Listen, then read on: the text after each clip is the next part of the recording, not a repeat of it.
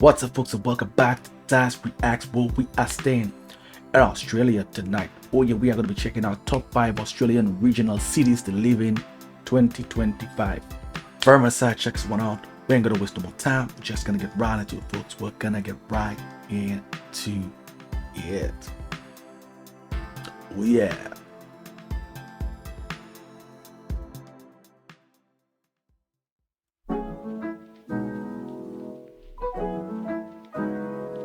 Many of you have been asking me to make a video about regional areas in Australia, especially considering that many of these areas usually tend to be a bit more affordable than major cities like Sydney, Brisbane, or even Melbourne. Disclaimer, these are my favorite areas and the areas that I know relatively well. Of course, there are many other areas that are considered regional for migration purposes across Australia, but these are my top 5 based on what I know and what I like. If you're interested, keep watching. Now, the first regional area in my list is Wollongong. I already mentioned this in other videos, but I actually go to Wollongong quite often because my Australian partner has relatives living there. And to be honest, in my personal opinion, Wollongong is an amazing city that during the past 5 years has changed significantly. The best way to describe it, I guess, is that this city has been going through gentrification, meaning that in the past, my understanding is that it was an area that didn't have the best reputation, especially for living, but today the city is super well kept, clean, and that was a super pleasant surprise last time I was here a few months ago. There are lots of trendy cafes and bars popping up, and the best thing about Wollongong, in my opinion, is that this area is located by the beach, and you have easy access to all the beautiful coastal towns along the south coast of New South Wales. Just for reference, my favorite coastal towns are Bulli, Jervis Bay, Eden, Narooma, and of course there are many others around the area, but these are the ones that every time we go driving along the east coast of Australia, we always stop in these beautiful towns and these beautiful areas because they are stunning. There are also other regional areas that I highly recommend checking out along the east coast of Australia, especially in New South Wales. And another thing that I really love about Wollongong, and I think in New South Wales in general, is that they have rock pools. Most coastal towns, and even in the city as well, when you go to Bondi Beach, you're going to find rock pools, which is something that I haven't seen at all here in Victoria or in other states like Queensland, for example. Another great thing about living in Wollongong is that in general terms, I think the city is a bit more accessible in terms of affordability than Sydney. And perhaps if you work in Sydney but you live in Wollongong, it's very easy. You just have to catch the train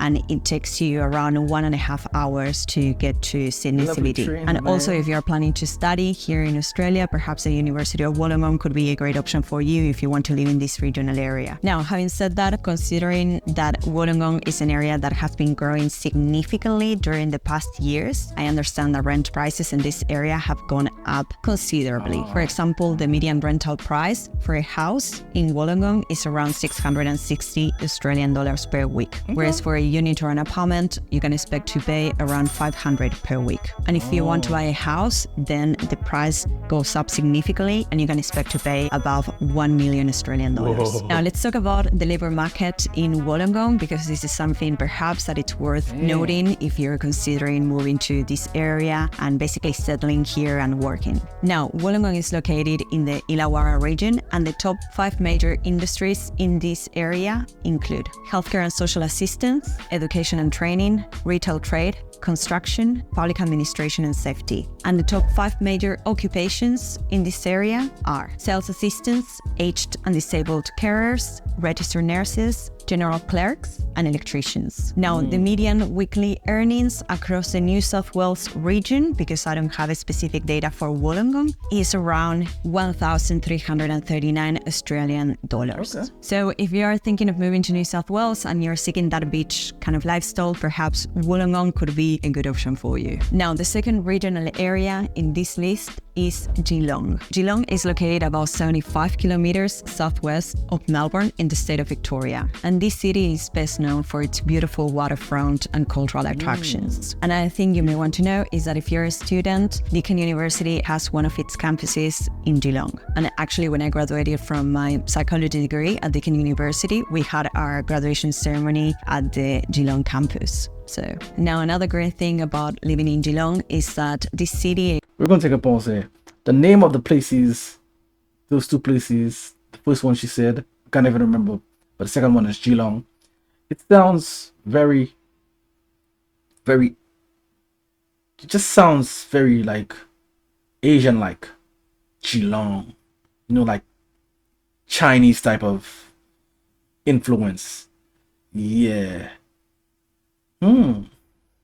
Yeah, I just thought I should mention that. Again, has been going through gentrification, very similar to Wollongong, and it's actually a pretty well-developed city with a lot of office buildings and jobs around the area, and it only takes you a bit over an hour by train to get to Melbourne City. So in terms of public transport and accessibility, Geelong is not a bad option at all. Now, in terms of housing, Geelong is actually a relatively affordable area to live in within Victoria, with the median rental price for a house being around 500 Australian dollars per week, and for a unit or apartment around 487 Australian dollars per week. On the other hand, if you're looking at buying in Geelong, you can expect to pay around 964,000 Australian dollars. Not too bad, again, especially when you compare it to other parts of Melbourne, Victoria. Now, in terms of Geelong's labour market, this is what you need to know. The top 5 major industries in this city include healthcare and social assistance,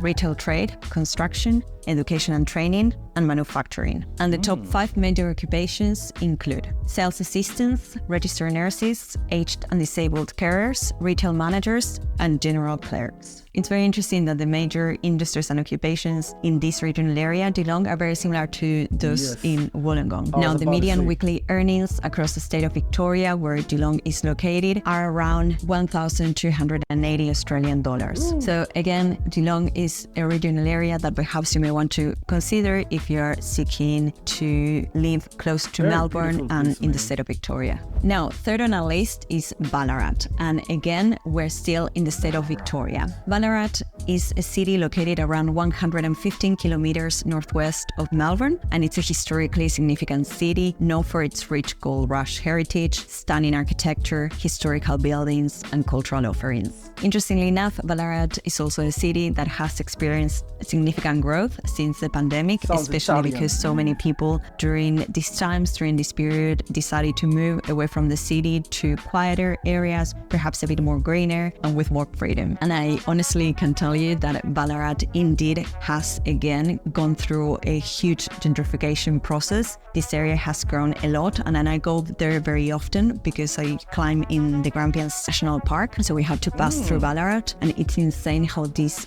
city has changed. There's a very stark contrast between before the pandemic and after. Like what I'm seeing from the image you shown the video, I'm seeing that Ballarat, if I have it correctly, Ballarat. The place looks like it's rich in history based on some of the buildings I'm seeing. Very, very old buildings that are still up today. So it looks like they have a lot of history in that place. I might be wrong, but you hit me up in the comments. Am I right? And Ballarat sounds a little Italian. Yeah. It's all the names of the places so far sounds very foreign, if you ask me.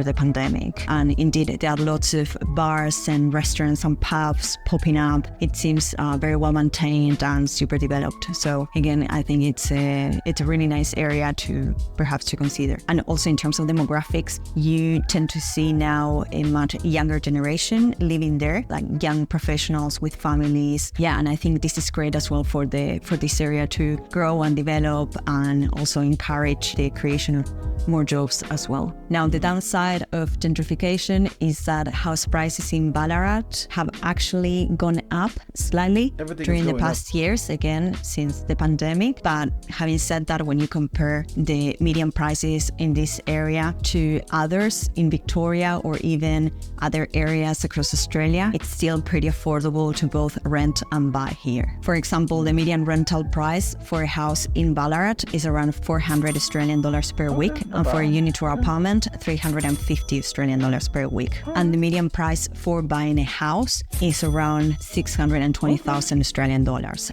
Not bad at all, considering that most houses here in Australia, especially in major cities and the most popular states, are usually over 1 million. And something else that it's pretty good is that if you live in Ballarat, you're only 1 hour and 30 minutes away from Melbourne by train. So again, it's pretty accessible in terms of public transportation. Now, when it comes to Ballarat's labour market, the top 5 industries are healthcare and social assistance, education and training, accommodation and food services, retail trade, and manufacturing. And the top 5 major occupations include sales assistants, aged and disabled carers, registered nurses, retail managers, and general clerks. And as we said before, the median weekly earnings in the state of Victoria are around 1,200 Australian dollars per week. So this is Ballarat, and perhaps it's a city that you may want to consider. Now, next on our list is Gold Coast. And many people are going to be surprised about this because the Gold Coast is actually considered a regional area for migration purposes.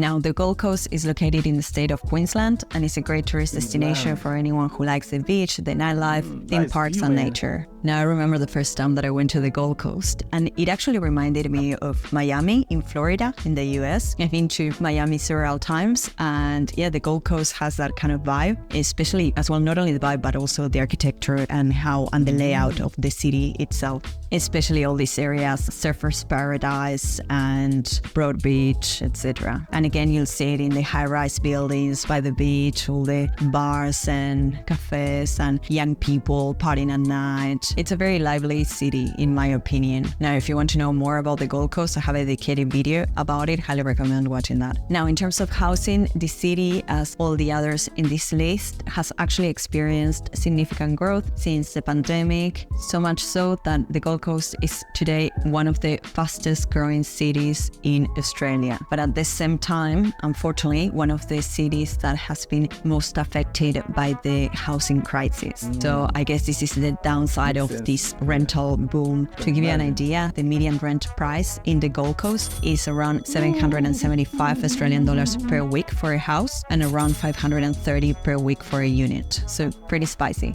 Now, in terms of the labor market in the Gold Coast, the major 5 industries are healthcare and social assistance, construction, retail trade, education and training, professional, scientific and technical services. And the top 5 major occupations include sales assistants, registered nurses, retail managers, general clerks, aged and disabled carers. I don't know if you noticed so far, but it's very striking how occupations in retail trade and healthcare and social assistance are actually consistently appearing as the top industries across regional areas here in Australia. I do think that these numbers reflect a bit the fact that Australia has an aging population and more support is required in these industries, especially healthcare and everything that relates to caring.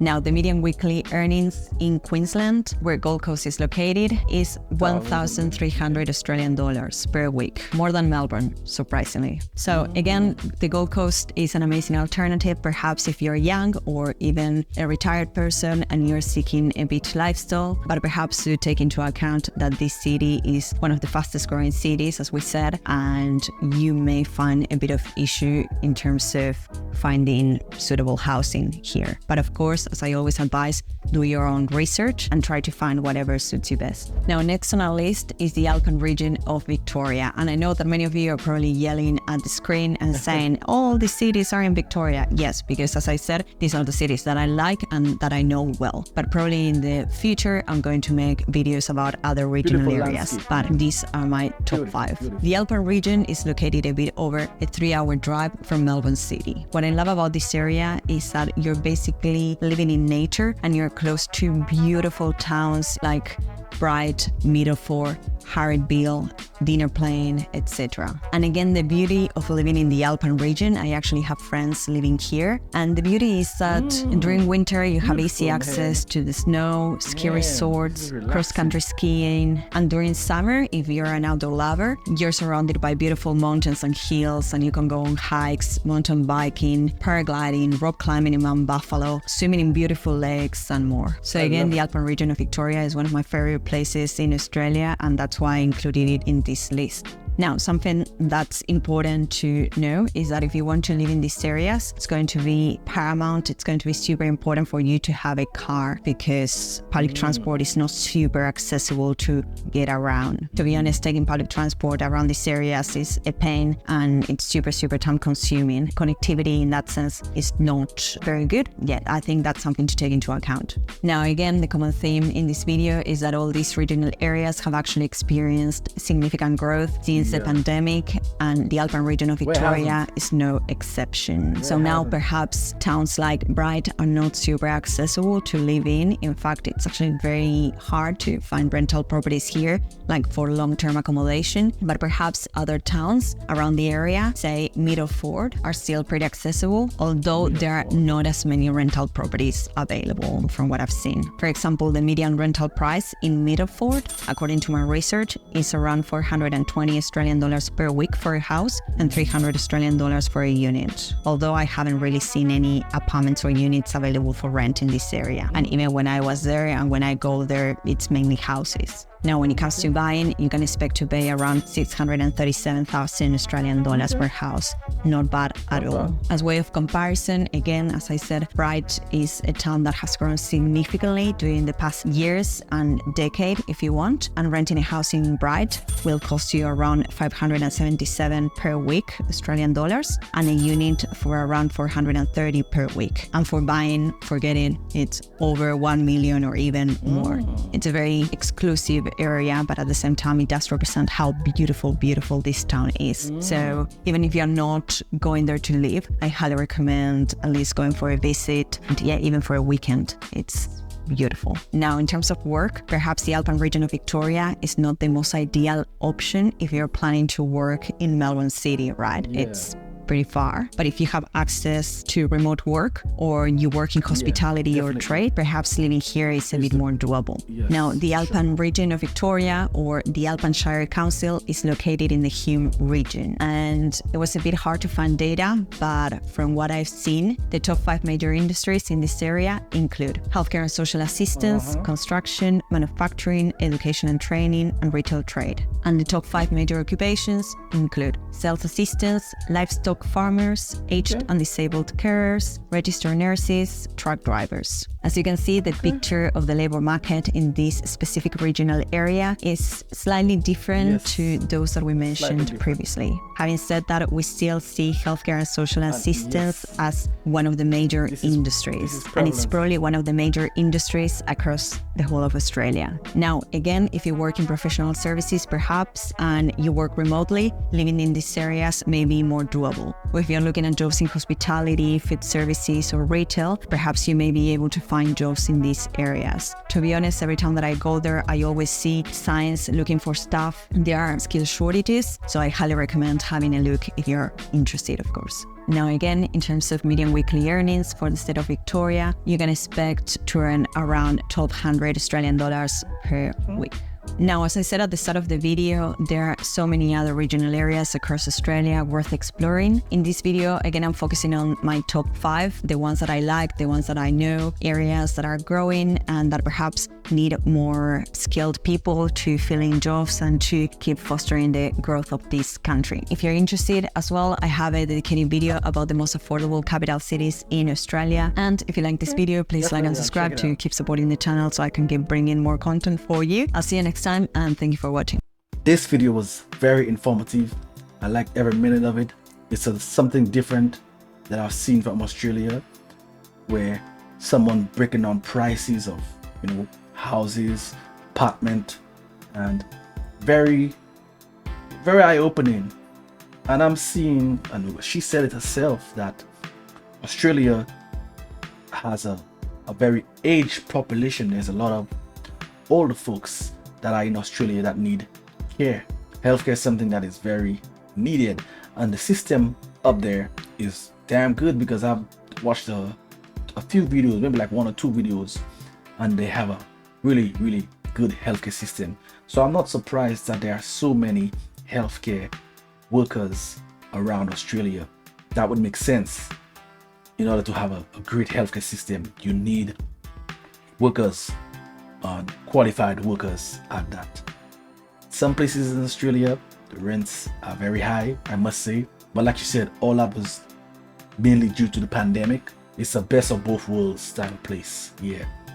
If you want it, it's there. If you don't want it, it's not there. You just gotta turn your back and it's gone. So you can get everything in one in Australia. Good infrastructure, the things that matters, you're gonna get it. Very, very complete country. That's what I would say. Very complete country. Like you said, it's her top 5. I can't agree or disagree with any of the top 5 she said, because every single one of them, beautiful, beautiful. Yeah. I'm going to be checking out more from her. She seems like she got a lot of good content. If you want to see that launch that outro that I do, hit me over on Dyce Reacts. We have the music reactions. This way, I'm going to be making our exit. So until next time, peace out.